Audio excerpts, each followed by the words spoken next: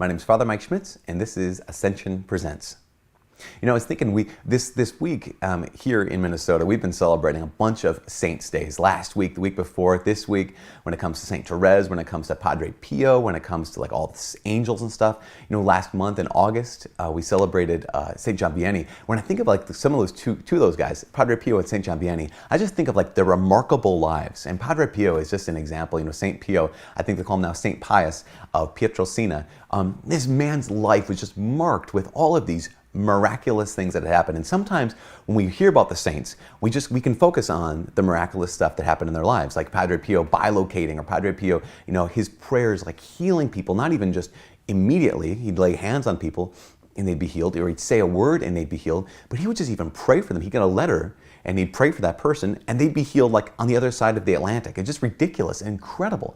Not only that, but Padre Pio, you know, had these mystical experiences with our crucified Lord Jesus. I mean, just where he had the spiritual and physical stigmata, the wounds of Christ in his very body. And sometimes we can look at this and we can think, that's incredible, but that's not my life. Like I can never do that. Well, yes, probably not, because it's all grace, right? It's all gift.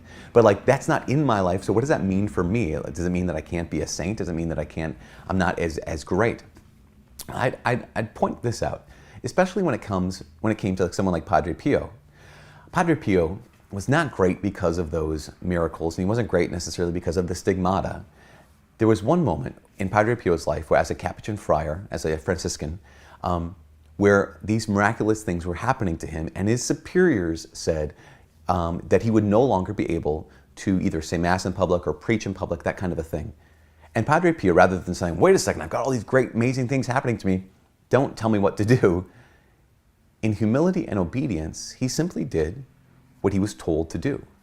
And I would say, if there's anything at all that marked the holiness of Padre Pio, it wasn't the bilocation, and it wasn't the miracles, and it wasn't the healings, and it wasn't the stigmata. What marked the holiness of Padre Pio were those two simple things: obedience and humility.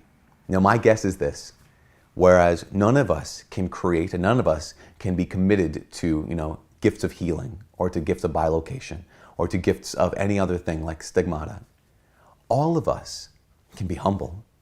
And humility isn't saying like, I'm so bad, I'm so bad. Humility is simply saying the truth. The truth of me is I've got certain gifts and I've got certain weaknesses. My gifts come from God.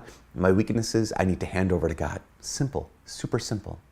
And the virtue of obedience. Being able to say all of us have someone to whom we answer, someone whom we serve, someone who gets to tell us what to do.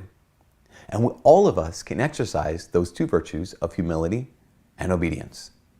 And that was essentially, you could say, the secret of the holiness of Padre Pio, and essentially is the secret of holiness for every saint. Because to be holy, to be a saint, is to simply do the will of God at every moment.